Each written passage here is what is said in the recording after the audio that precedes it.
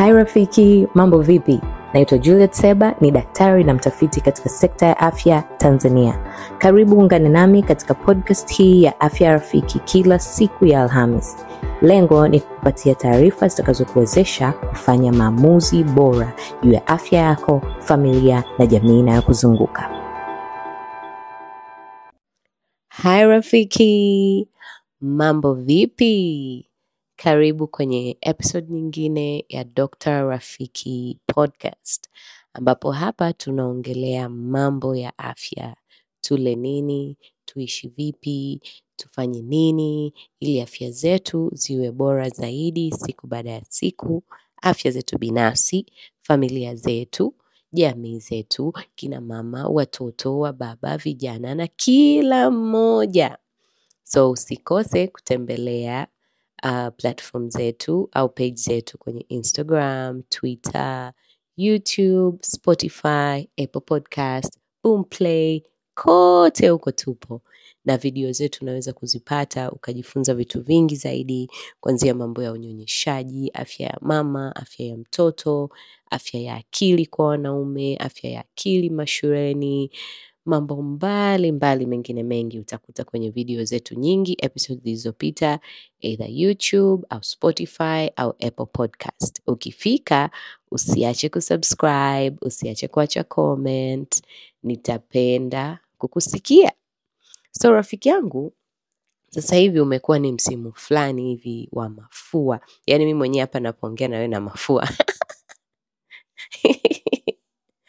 Yes, nimekaa Morogoro, nimeenda Kyerwa.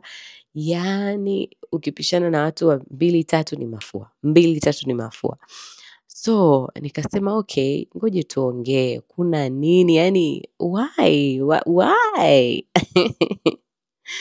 Msimu fulani hivi kama kiupepo kinapita. Shish. Okay, so leo tutaongelea nini inasababisha hii kipindi kunakuwa na mafua kwa watu wengi, jinsi gani tunaweza kuzuia au lifestyle gani tuishi kuzuia kupata haya maambukizi mara kwa mara. Lakini kitu kingine cha muhimu, kama mfano umepata mafua, ni kitu gani ufanye ili kupunguza, usiumwe muda mrefu, yasikuchoshe.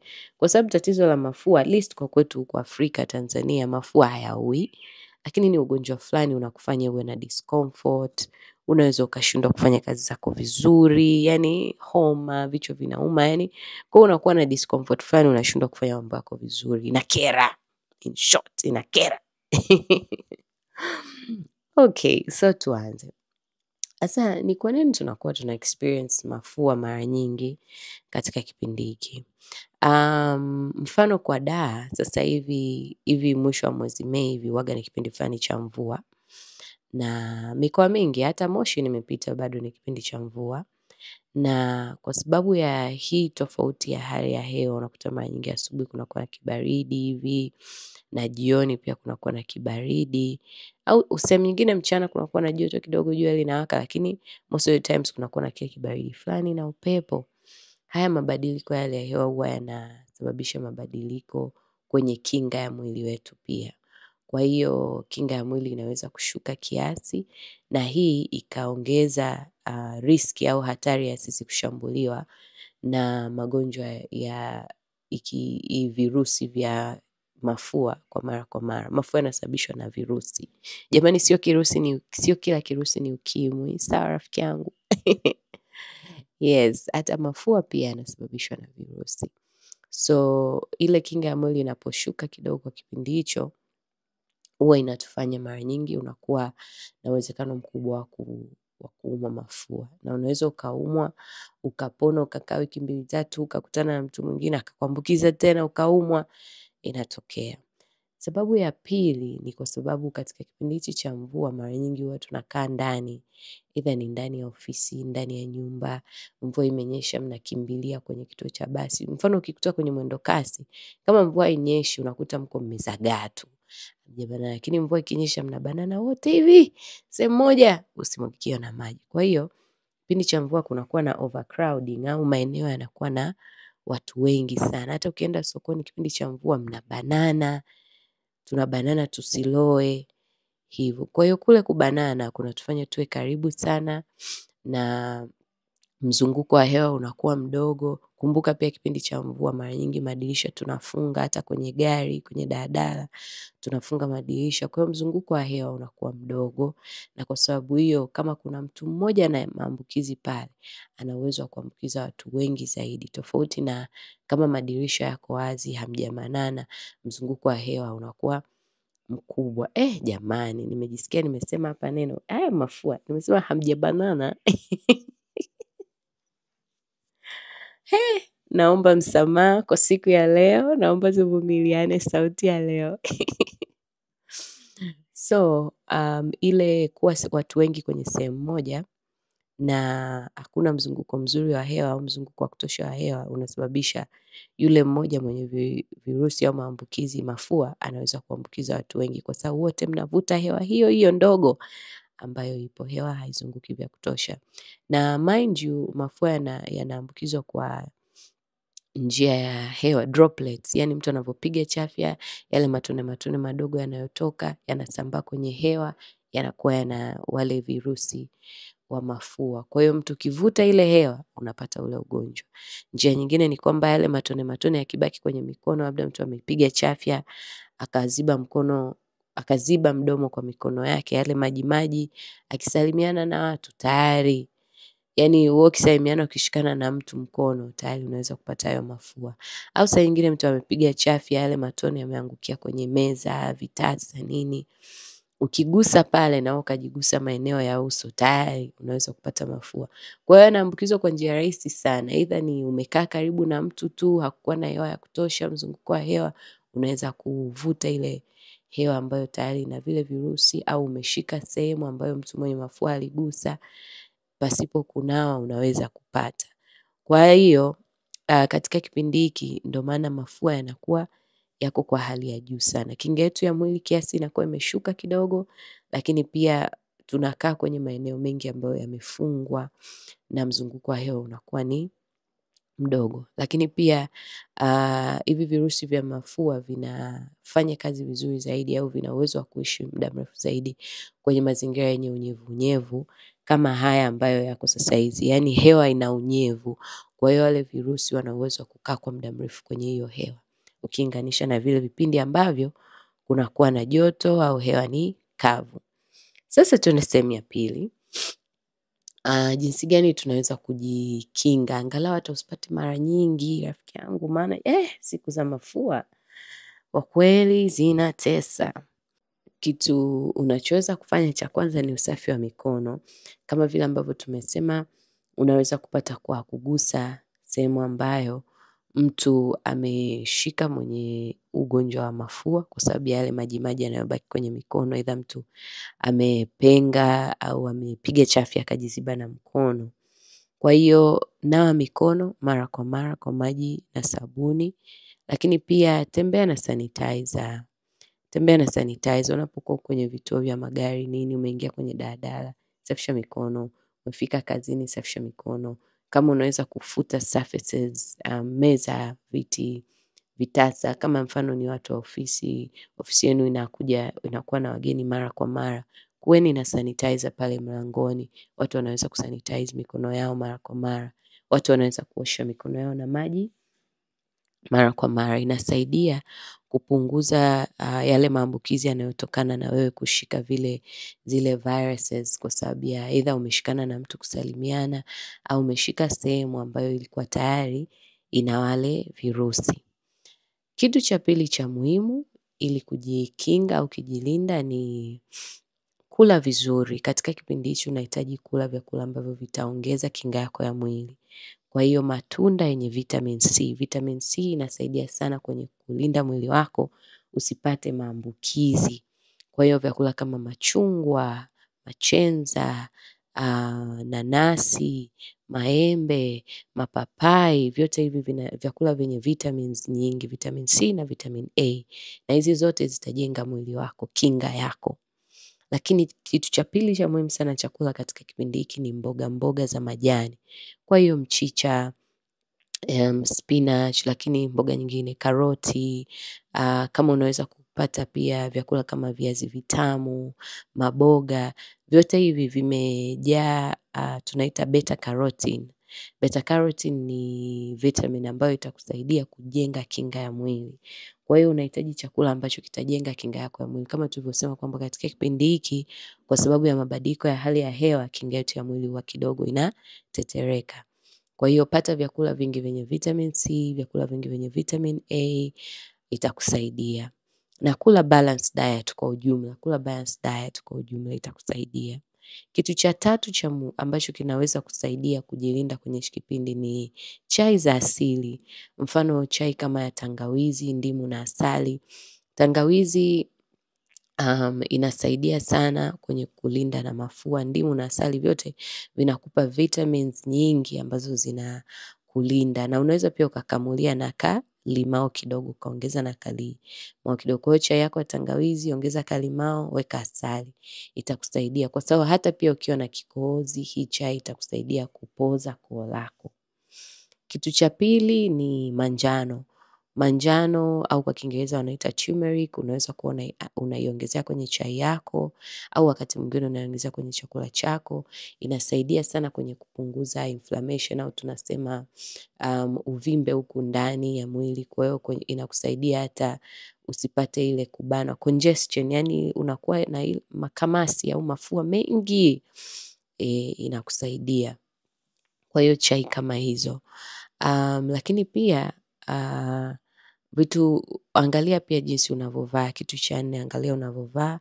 Kwa hiyo kama ni mwanamke, vaa nguo yako, lakini kama unaweza hata kutembea na mtandio kwenye begi, au unaweza kutembea na sweta wewe kama ni kaka, vaa nguo za mikono mirefu, ili kile mida ya asubuhi au mida ya jioni, baridi lisikupige sana, ili mwili wako uweze kuadjust. Usupport mwili wako, kwa sababu mwili una uwezo wa kupigana na mwili una uwezo wa kukulinda, lakini unauongezea support katika kipindi hiki.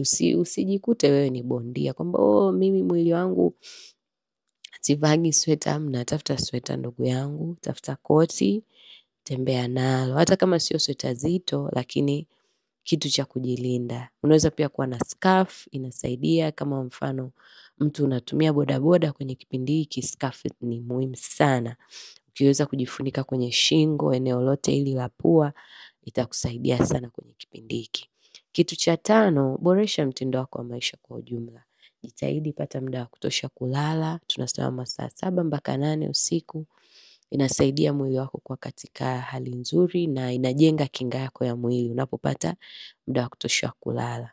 Kunywa maji ya kutosha, lita 2 sio mbaya kwa siku. Naomba msamaha. Dr. Rafiki, niko na mafua siku ya leo, niko najitibu. Lakini pia kwenye mtindo wa maisha, mazoezi. Fanya mazoezi mepesi, kama unaweza kutembea kwa dakika 30-40 kwa siku. Fanya mazoezi nyumbani, stretch zile, kama unafanya yoga, fanya stretch, kama unaweza kukimbia, kimbia. Usifanye sana kiasi cha kukuchosha, lakini au ile kukimbia kwa makundi, kwa sababu bado hiyo inakurudisha kwenye overcrowding, lakini fanya mazoezi kiasi ambayo yatakufanya mwili wako ukae fit ili kutunza kinga yako ya mwili. Kwa hiyo tumeongea vitu 5 vya kukusaidia wewe kujilinda. Usafi wa mikono yako, boresha lishe yako, tumia chai za asili, mavazi yako, jifunike, jilinde, lakini pia mtindo wako wa maisha. Lakini pia rafiki yangu, inawezekana tayari umeshapata mafua kama mimi hapa naongea na wewe. Sasa ni jinsi gani au ni vitu gani tunaweza kufanya ili kurecover kwa haraka, tuweze kurudi kwenye hali yetu ya kawaida na kuweza kufanya majukumu yetu kwa ufanisi. Kitu kimoja cha kwanza ni kuboresha chakula chako ili kuimarisha kinga ya mwili. Supu huwa zinasaidia sana, au tunasema vyakula vyenye joto vinasaidia sana kwenye kipindi ambacho unaumwa mafua. Sasa supu ya kuku au unaweza kufanya supu ya mboga inasaidia sana. kupunguza ile mucus au zile kamasi kooni na pia kuongeza maji mwilini. Pia unaweza kutengeneza smoothie ya papai na tangawizi. Papai lina vitamins na tangawizi pia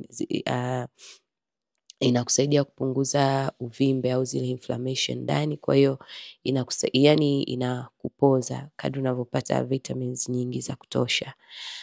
Na kitu kingine, unaweza pia kutumia zile chai za asili. Hicho ni kitu cha pili. Zile chai za asili ambazo tumeongelea kama chai ya tangawizi ukaweka limao na asali itakusaidia. Lakini pia chai kama ya peppermint au wanaita mnana. Ukienda sokoni, mfano kwa Dar, ukienda soko la Kisutu mnana unapata. Au kwa Moshi ukienda soko la Kati unaweza kupata hii. Naomba mnisamehe, yani ndio hizo sehemu naishigi sana.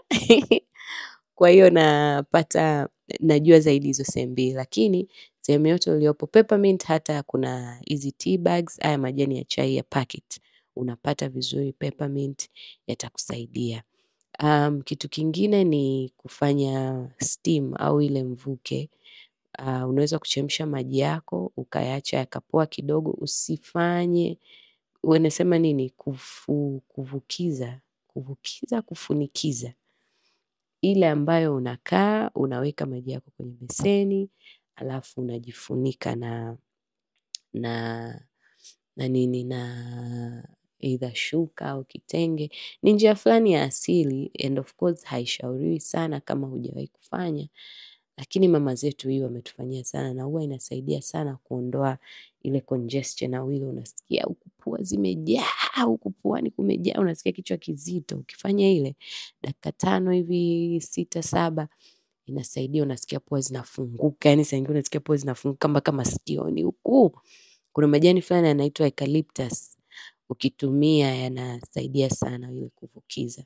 Lakini cha muhimu sana usifanye maji yakiwa ya moto. Epua maji yako, yaache dakika kadhaa yapoe, alafu ndo ufanye. Usifanye na maji yakiwa jikoni yanachemka, kwa sababu utaunguza, we ni binadamu, utaungua huko ndani. Na unavuta hiyo hewa, unaipeleka huko kwenye mapafu, kwenye koo, ambako ni palaini kuliko hata ngozi yako ya nje. Kwa hiyo usifanye maji yakiwa yanachemka kwenye jiko. Epua maji yako, yaache yapoe dakika kadhaa, alafu ndo kama unataka kutumia hiyo njia. Lakini pia kuna dawa ambazo zinatumika kwenye mafua. Ukiwasiliana na daktari au mtoa huduma wako wa afya atakupatia. Kitu cha tatu unachoweza kufanya pia kwenye kipindi hiki kusaidia ni mazoezi. Fanya mazoezi mepesi kunyosha viungo, kwa sababu ukiwa kwenye kipindi cha mafua unasikia kuchoka sana mara nyingi. So fanya mazoezi madogo, toka nje, tembea, upate fresh air. Ni muhimu sana, kwa sababu ukijifungia ndani muda wote, kwanza kile chumba chako chenyewe chote kimejaa hewa yenye vijidudu. Kwa hiyo muhimu sana, toka nje, badilisha mazingira, fanya mazoezi, tembea, stretch, fanya mazoezi ya kupumua taratibu. Vuta pumzi taratibu mpaka mwisho kwa kupitia pua. Alafu ishikilie kwa sekunde chache, alafu itoe kwa mdomo. Hebu tufanye. Vuta pumzi yako rafiki yangu, 1 2 3. Tunaishikilia namna hiyo. Leo na mafua. Sawa, tuendelee. Namna gani tunaweza kutusaidia, vitu gani tufanye vya kutusaidia kupona kwenye kipindi hiki. Kwa hiyo pointi ya 3 ilikuwa ni kufanya mazoezi ya kupumua, lakini pia kufanya mazoezi kwa ujumla. Ya 4 ni badilisha mazingira, napata muda wa kupumzika, pata muda wa kulala. Lakini pia kwenye kubadilisha mazingira, fungua madirisha ili chumba chako au nyumba yako ile hewa yenye vijidudu itoke, upate hewa safi, upate oksijeni ya kutosha. Saa nyingine unaweza ukajisikia congestion, yani unasikia hewa nzito ndani. Fungua madirisha especially mchana. Fungua madirisha upate hewa safi ya kutosha. Lakini pia na wewe toka nje kile kipindi ambacho hakina baridi sana mchana, toka nje upate hewa ya kutosha, kwa sababu pia ndani kunakuwa na unyevu. Sasa hapa kuna wengine huwaga wanapataga changamoto ya kikohozi. especially ndani unakuta ukivuta tu hewa unasikia hapa kwenye koo kuna kama kitu kinakereketa, unakoa. Ukivuta hewa unasikia unakoa. Wakati mwingine ni kwa sababu hewa ya ndani inakuwa kavu. Kwa hiyo unachoweza kufanya kama unasikia hiyo dalili kwamba unakoa, yani unakoa, kikohozi kinakusumbua na kila ukivuta hewa unasikia inakereketa, inawezekana kwamba nyumba yako hewa ya ndani ni kavu. Unaweza kuchukua bakuli lenye maji. Njia ya kwanza ni humidifier. Kuna kifaa fulani kinaitwa humidifier vinauzwa. Huwa unachomeka kwenye umeme, vingine vya kuchaji, unaweka maji kidogo, inakuwa inatoa hewa yenye unyevu, inakusaidia hewa ya ndani iwe na unyevu. Lakini kama huna humidifier, unaweza kuchemsha maji yako, ukaweka tu kwenye bakuli alafu ukaiweka pale pembeni tu kwenye chumba chako. Ile hewa yale maji yanavyoendelea kukaa pale, hewa yako inapata unyevu, inaweza kusaidia kupunguza zile dalili kali. Inasaidia ni kuongeza tu unyevu ndani ya chumba. Lakini kingine cha muhimu, fungua madirisha ili upate oxygen, hewa safi ya kutosha. Sawa. Lakini kitu cha 5 na very very important rafiki yangu, mafua pia yanaweza kuwa dalili kabla ya ugonjwa mwingine. So ukiona unapata homa inaendelea zaidi ya siku 3, unapata shida ya kupumua, hali yako inazidi kuwa mbaya, tafuta msaada wa daktari. Nenda hospitali, wasiliana na mhudumu wako wa afya ili upate msaada zaidi. Ni mafua ndio, lakini usiruhusu hali ikawa mbaya zaidi na wewe uko nyumbani kwa sababu tu unajitibia mwenyewe. Kitu kingine cha muhimu sana ni ongea na wapendwa wako au mtu wa karibu kuwapa taarifa kwamba unaumwa ili uweze kupata msaada. Na kingine, be positive rafiki yangu, stay positive, kuwa na mawazo chanya, sikiliza muziki ambao utakupa kukutuliza, kuwa na mawazo chanya, usikae mwenyewe. Unajua unaweza ukauma mafua ukapata depression. Hauwezi kupata depression ila ukaona dalili kama za depression kwa sababu tu unakaa mwenyewe muda wote. So kama unapenda muziki, sikiliza muziki. Unapenda kuandika, andika. Unapenda yani tafuta activities ambazo vitu unavyopenda kufanya vifanye. Piga simu, ongea na watu. Kama unaishi na familia, kaa zungumza na watu. Fanya vitu ambavyo vitakujenga au vitakuuplift, vitakufanya uwe na furaha. Kwa sababu kweli mafua yanaweza kufanya ukajiona mpweke, ukakaa katika hali ya upweke. Basi rafiki yangu, nakushukuru sana kwa dakika hizi ambazo umekuwa na mimi, na nakutakia upone salama rafiki yangu. Kama tayari unaumwa mafua, kikohozi, Mungu akuponye, akusaidie upone salama. Na tukutane kwenye kipindi kijacho. Kama hauumwi, basi fuata hatua na ujilinde. Lakini pia cha muhimu sana jamani, hichi ndio kipindi unaweza kutumia mask yako. Ile barakoa haikuishia kipindi cha corona. Hichi kipindi pia unaweza kutumia barakoa yako, especially kama unaenda sehemu kama sokoni, kwenye shopping malls.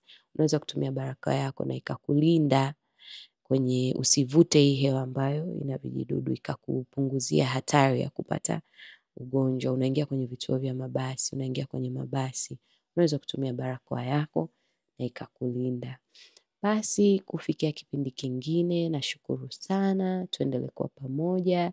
Ingia kwenye YouTube channel yetu Dr. Rafiki Afrika. Make sure imeandikwa Dr. Rafiki Afrika.